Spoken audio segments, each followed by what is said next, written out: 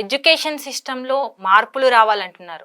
ఎటువంటి మార్పులు రావాలి? ఇప్పుడు చదువుకొని డిగ్రీ పట్టాలు ఉన్నప్పటికీ దిల్సుఖ్ నగర్, అశోక్ నగర్ వంటి ఎడ్యుకేషన్ ఇన్స్టిట్యూషన్స్లో వచ్చి వాళ్ళు జాబ్స్ కోసం మళ్ళీ సపరేట్గా ప్రిపేర్ అవుతున్నారు. ఎందుకు ఇలాంటి సిచ్యువేషన్ ఏర్పడుతుంది? ఎలాంటి మార్పులు రావాలి ఎడ్యుకేషన్ సిస్టంలో? అంటే ఒక విద్యార్థి అనేవాడు 10th క్లాస్ వరకు విద్యార్థి ఎడ్యుకేషన్ సిస్టమ్ కొంత బాగుంటుంది. అక్కడ క్వాలిటీ అందట్లేదు. వాళ్ళ ప్రభుత్వ పాఠశాలల్లో విద్యార్థులు చాలా తక్కువ ఉన్నారు. తక్కువ ఉన్న విద్యార్థులు సరే పెట్టలేకపోతుంది. వాళ్ళ గురుకులాలు పెట్టారు. ప్రైవేట్ వేరే మళ్ళీ గవర్నమెంట్ స్కూల్స్ ఉన్నాయి. ఆ గవర్నమెంట్ స్కూళ్ళని గురుకులాలుగా మార్చేసి ఉంటే వాళ్ళు ఒకే దగ్గర స్ట్రెంత్ కనపడేది. వాళ్ళ మోడల్ స్కూల్ అని పెట్టారు, వేరే పెట్టారు, గురుకులాలు పెట్టారు. ఇక్కడ కొంతమంది, అక్కడ కొంతమంది, అంటే గందరగోళాన్ని క్రియేట్ చేసి అక్కడ ఉపాధ్యాయులు ఉన్నప్పుడు కూడా పిల్లలు లేని ఒక పరిస్థితి ఉంది. 10th క్లాస్ సిస్టమేటిక్గా కొంత మేరకు నడుస్తున్నప్పటికీ ఇంటర్మీడియట్ రాగానే ఎడ్యుకేషన్ సిస్టమ్ ఖరాబ్ అవుతుంది. ఎందుకంటే 10th క్లాస్లో ఒక విద్యార్థి బ్యాగ్ వేసుకొని టిఫిన్ బాక్స్ పట్టుకొని రోజు 9 to 5 క్లాస్లో కూర్చున్నటువంటి విద్యార్థి ఇంటర్మీడియట్ రాగానే బ్యాగ్ మాయమైపోతుంది.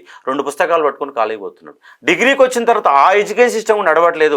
కేవలం అటెండెన్స్ తీసుకొని ఒక వారం రోజుల పాటు సిలబస్ కాపీలు తీసుకొని చిన్న చిన్న టెస్ట్ పేపర్లు తీసుకొని ఎగ్జామ్ పాస్ అయ్యి బయటికి వెళ్తుండే వాడు చూస్తే 70% 80% మార్కులు ఉంటుంది తప్ప క్వాలిటీ ఉండట్లేదు. అంటే మామూలుగా విద్యార్థి యొక్క జీవితం ఎక్కడ సంకనాగిపోతుందంటే డిగ్రీలు ఉన్నప్పుడు ఆగమవుతున్నారు, బీటెక్లో ఉన్నప్పుడు ఆగమవుతున్నారు. అంటే ఇంటర్మీడియట్ ఎడ్యుకేషన్ సిస్టమ్ తర్వాత డిగ్రీలో ఉన్నప్పుడు ఖచ్చితంగా 80% అటెండెన్స్ పెట్టాలా. Attendance is the most important. Class రూముల్లో విద్యార్థి నిలబడి చదువుకోవాలా, క్వాలిటీ టీచర్లను పెట్టాలి. అక్కడ ఎంక్వైరీ డిపార్ట్మెంట్ అనేది లేదు. ఇవాళ రాష్ట్రంలో 33 జిల్లాలు ఉంటే 33 జిల్లాలలో డిఈఓలు ఎంతమంది ఉన్నారు?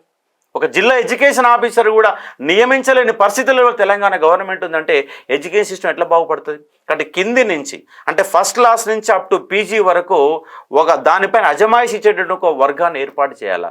మొత్తం ఉన్నటువంటి జేఎల్స్ కానీ, డిఎల్స్ కానీ, యూనివర్సిటీ ప్రొఫెసర్లు కానీ, మోడల్ స్కూల్స్ కానీ, గురుకులాలు కానీ, డిఎస్సి ద్వారా ఎక్కడ కూడా ఒక్కటి ఖాళీ లేకుండా చేయాలి.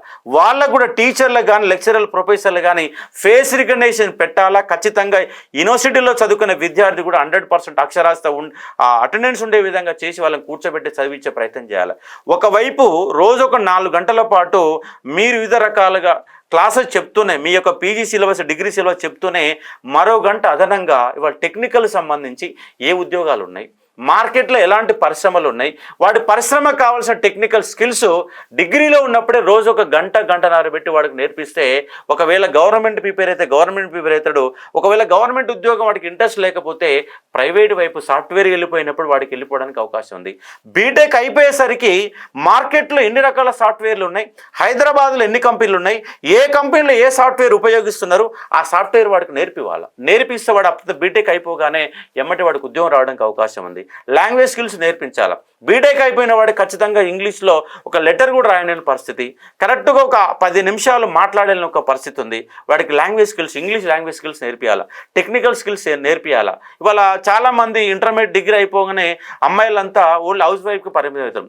వాళ్ళందరూ కూడా బ్రైడల్ మేకప్ లాంటి కోర్సెస్ కానీ, ఇంకా వేరు డిఫరెంట్ కోర్సెస్లు కానీ ఇంటి దగ్గర ఉండి నెలకి 50,000 రూపాయలు సంపాదించే దమ్మున్నటువంటి మహిళలు ఉన్నారు. కానీ వాళ్ళకి కావాల్సినటువంటి టెక్నికల్ స్కిల్స్ అని నేర్పించగలిగితే చదువుకున్న యువత ఈ యొక్క మనశ్శాంతిని కోల్పోయే విధంగా ఉండదు. ఎందుకంటే ఒక బీటెక్ ఎంటెక్ చేసిన వాడు మినిమం 50,000 రూపాయల జీతం ఆశిస్తాడు, కానీ వాడికి వచ్చేది 15,000 20 రూపాయలే. ఇప్పుడు అశాంతి అనేది నెలకొంటుంది. కాబట్టి వాళ్ళ రాష్ట్రంలో 50 లక్షల మంది నిరుద్యోగులు, డిగ్రీ పూర్తయిన వాళ్ళు, పీజీలు పూర్తయిన దాదాపు 50 లక్షల మంది వెళ్తారు.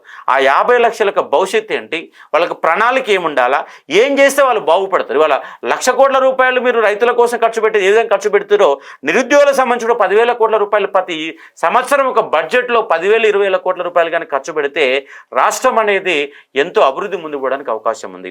ఎడ్యుకేషన్ సిస్టాన్ని మొత్తంగా డిగ్రీ స్థాయిలో, పీజీ స్థాయిలో మార్చి సిలబస్ ప్రస్తుతం ఉన్నటువంటి ట్రెండ్కు అనుగుణంగా సిలబస్ మార్చాలి. టెక్నికల్ స్కిల్స్ నేర్పించే ప్రయత్నం చేయాలి.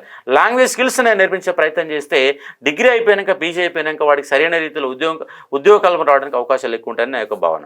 నిరుద్యోగులకు ఎందుకు అన్యాయం జరుగుతుంది సార్? అంటే దానిపైన అసెంబ్లీలో ఉన్నటువంటి ఎమ్మెల్యేలు రియల్ ఎస్టేట్ వ్యాపారంకి వెళ్ళి వస్తున్నారు, కానీ అక్షరాస్యత పైన, ఎడ్యుకేషన్ సిస్టమ్ పైన అవగాహన ఉన్నటువంటి వాళ్ళు రావడం లేదు. ఇవాళ విద్యాశాఖ మంత్రి ముఖ్యమంత్రి కాడు ఉంది. ముఖ్యమంత్రి ఏం చదువుకుండండి? చక్కగా ఆయన చదివింది 12, డిగ్రీ కూడా ఆయన చక్కగా చదివినటువంటి వ్యక్తి కాదు. ఒక డిగ్రీ కూడా పూర్తి చేయని వ్యక్తికి విద్యాశాఖ మంత్రి ఏం చేస్తాడు? ఆయన వాళ్ళు దుద్దిలో శ్రీధర్బాబు ఉన్నాడు, బట్టి విక్రమార్క ఉన్నాడు. బట్టి విక్రమ యూనివర్సిటీలో చదువుకున్నాడు, దుద్దిలో శ్రీధర్బాబు యూనివర్సిటీలో చదువుకున్నాడు. అసలు వాళ్ళకి ఎడ్యుకేషన్ మినిస్టర్ ఇవ్వాలి, కానీ అవగాహన లేనట్టు ముఖ్యమంత్రి గారు ఎడ్యుకేషన్ మినిస్టర్ ఏం పెట్టుకున్నాడు? ఆయన అంటే అలాంటి తప్పిదం జరుగుతూ ఉంది. దానిపైన ఆయనకే తీరికలు, ఇంక ఎడ్యుకేషన్ ఆయన ఎప్పుడు దృష్టి పెడతాడు? కాబట్టి సపరేట్ ఒక విద్యాశాఖ మంత్రికి చదువుకున్న 119 మంది ఎమ్మెల్యేలు ఎడ్యుకేషన్ అవగాహన ఎవరు లేడా? వాళ్ళకి ఇస్తే అయిపోతుంది కదా. అలాంటి ప్రయత్నాలు చేయకుండా ఈ ఏదో నడుస్తుందంటే నడుస్తుంది. నెలవారీగా జీతాలు ఇస్తున్నాం, ప్రభుత్వాన్ని నడిపిస్తున్నాం, వాడిని తిడుతున్నాం, వీడుతున్నాం, వీళ్ళని వాళ్ళు తిట్టడం, వాళ్ళని వీళ్ళు తిట్టడం తప్ప రాష్ట్రంలో అభివృద్ధి అనేది కనబడతలే అంశం అర్థం చేసుకోవచ్చు. ఇప్పుడు తెలంగాణ ఏర్పడి 12 ఏళ్ళు పూర్తవుతుంది. నిరుద్యోగులకు ఎన్ని ఉద్యోగాలు వచ్చాయి? దాదాపుగా టీఆర్ఎస్ చెప్పే లెక్కలు ఏంటంటే 1,60,000 వరకు ఉద్యోగాలు ఇచ్చామని వాళ్ళ లెక్కలు చెప్తున్నారు. ఆ స్థాయిలు కూడా ఆ స్థాయిలో ఉండకపోవచ్చు, కొంత తక్కువనే ఉంటుంది. ఎందుకంటే వాళ్ళ కాలంలో పంచాయతీ సెక్రటరీ 10,000 ఉద్యోగాలు నింపారు, 45,000 ఎస్ఐ కానిస్టేబుల్ ఉద్యోగాలు మూడు నోటిఫికేషన్ల ద్వారా ఒక 45,000 ఉద్యోగాలు వచ్చినాయి. పంచాయతీ సెక్రటరీ ఒక 10,000 వచ్చినాయి. గురుకులాలు ఒక 15,000-20,000 వరకు వచ్చినాయి. కొంతవరకు అక్కడ ఆ 10 ఏళ్ల కాలంలో ఎంతో కొంత ఉద్యోగాలు వచ్చినాయి. కానీ ఈ 2 ఏళ్ల కాలంలో వాళ్ళు ఇచ్చిన ఉద్యోగాలకు వీళ్ళు పత్రాలు ఇచ్చారు తప్ప ఒక ఉద్యోగం కూడా ఇవ్వని ఒక పరిస్థితి నెలకొన్నది. వాళ్ళు మోసం చేశారు, వాళ్ళకంటే వీళ్ళు 200% మోసం చేస్తారు. ఏ ప్రభుత్వాన్ని కూడా నిరుద్యోగ ఎజెండా లేదు కాబట్టి వాళ్ళు ఫుల్ఫిల్ చేయలేకపోతున్నారు. వాళ్ళ పూర్తి స్థాయిలో అవుట్సోర్సింగ్ మొత్తం తొలగించి, కాంట్రాక్ట్ బేస్ మొత్తం తొలగించి కంప్లీట్గా పర్మనెంట్ ఉద్యోగులను ఎంప్లాయీస్ని పెట్టుకుంటే ముందుకు పోవడానికి అవకాశం ఉంటుంది. ఆ జీతాలు ఇవ్వలేక వాళ్ళు అవుట్సోర్సింగ్ కాంట్రాక్ట్ పేరుతో కాలం వెల్లవిస్తున్నారు తప్ప నిజంగా రాష్ట్రాభివృద్ధికి ఉపయోగపడంగా ఎంప్లాయ్మెంట్ కల్పిస్తున్నారంటే కల్పించలేకపోతున్నారు. కాంగ్రెస్ ప్రభుత్వం ఏర్పడడానికి ముఖ్య కారణం నిరుద్యోగులు చాలా వరకు ముందుండి చాలా వరకు అవేర్నెస్ తెప్పించి మరి కాంగ్రెస్ ప్రభుత్వం ఏర్పడితే మేము ఉద్యోగాలు వస్తాయి, మాకు మేము బాగుపడొచ్చు అన్న ఒక ఉత్సాహంతో వారు గెలిపించారు. ఇప్పుడు కాంగ్రెస్ ప్రభుత్వం ఏర్పడిన తర్వాత ఎంతవరకు ఉద్యోగాలు వచ్చాయి, ఎన్ని నోటిఫికేషన్స్ వచ్చాయి, వస్తాయా అసలు? అదే మేము చెప్పేది అదే కదా. ఇప్పుడు 2 ఏళ్ళు అవుతుంది, 2 ఉద్యోగాలు ఇవ్వాల. కాంగ్రెస్ టీఆర్ఎస్ పార్టీ మోసం చేసింది. టీఆర్ఎస్ పార్టీ కాలంలో 14 పేపర్లు లీక్ అయినాయి అని చెప్పేసి మేము కొట్లాడి, కాంగ్రెస్ పార్టీ ఏంటంటే విద్యార్థులని వాళ్ళని ఒక విధంగా ఆకర్షించడం కోసం మేనిఫెస్టో పెట్టి 2 లక్షల ఉద్యోగాలు ఇస్తామని చెప్పారు. ఫేజ్ 1లో ఏప్రిల్ ఫేజ్ 1 ఉంటుంది, అలాగే నవంబర్ డిసెంబర్లో ఫేజ్ 2 ఉంటుంది. 1 ఇయర్లోగా 2 లక్షల ఉద్యోగాలు ఇస్తాం, జాబ్ కార్డు ఇస్తాం, నిరుద్యోగ వృత్తి ఇస్తామని చెప్పేసి ఎంఆర్చారు. నిరుద్యోగులు ఎంఆర్చి వాళ్ళపై తిప్పుకొని బస్ యాత్రలు చేసి నేను స్వయంగా కారు వేసుకొని మహబూబ్నగర్ జిల్లా మొత్తం తిరిగి వచ్చిన. 3,000 కిలోమీటర్ తిరిగి వచ్చిన. ఆ 3,000 కిలోమీటర్ తిరిగి వచ్చి కాంగ్రెస్ పార్టీ వాళ్ళకి గెలిపిస్తే 2 ఉద్యోగాలు ఉన్న ఒక పరిస్థితులలో మీరు నెలకొన్నారు. కాబట్టి కాంగ్రెస్ పార్టీ మోసం చేసింది, మోసం చేయడానికి సిద్ధంగా ఉంది. 40,000 ఉద్యోగాలు ఇస్తామని చెప్తున్నారు, ఇప్పుడు నోటిఫికేషన్ ఇస్తామని చెప్తున్నారు. ఆ 40,000 ఉద్యోగాలు ఎప్పుడు ఇస్తారో చెప్పట్లేదు. రేపు జనవరి 1కి ఇస్తారా, లేదు జనవరి 26కి ఇస్తారా, లేదు 2027 ఇస్తారా, 2028 ఇస్తారా, ఎప్పుడు ఇస్తారో చెప్పట్లేదు. ఆ 40,000 ఉద్యోగాలలో డిఎస్ ఇస్తారా, గ్రూప్ 2 ఇస్తారా, ఎస్ఐ కానిస్టేబుల్ ఇస్తారా, అంగన్వాడీ టీచర్లు ఇస్తారా, ఆర్టీసీ ఉద్యోగాలు ఇస్తారా, లేదంటే గురుకుల ఉద్యోగాలు ఇస్తారా, ఏ ఉద్యోగాలు ఇస్తారా లెక్క చెప్తారంటే లెక్కలు చెప్పట్లేదు.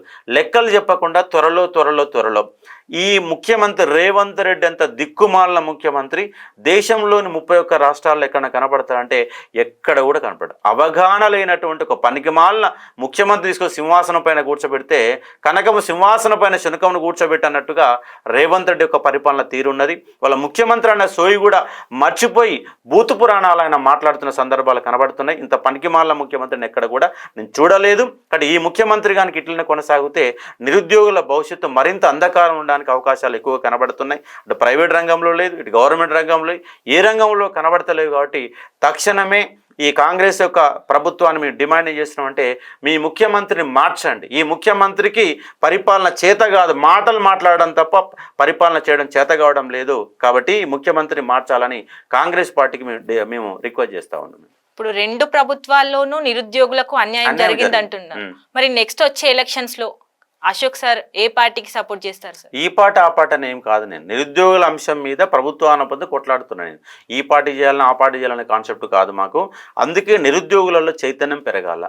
నిరుద్యోగులు అనే వాళ్ళు 1,00,000 మంది రోడ్డు మీకు ఎక్కితే పార్టీలకు లాగులు దడుస్తాయి. అలాంటి పరిస్థితి నిరుద్యోగులలో చైతన్యం వచ్చి ముందుకు కదిలితే మనం న్యాయం చేయడానికి అవకాశాలు ఎక్కువ ఉంటాయి. అందుకే ఓ నిరుద్యోగులారా భయపడకండి.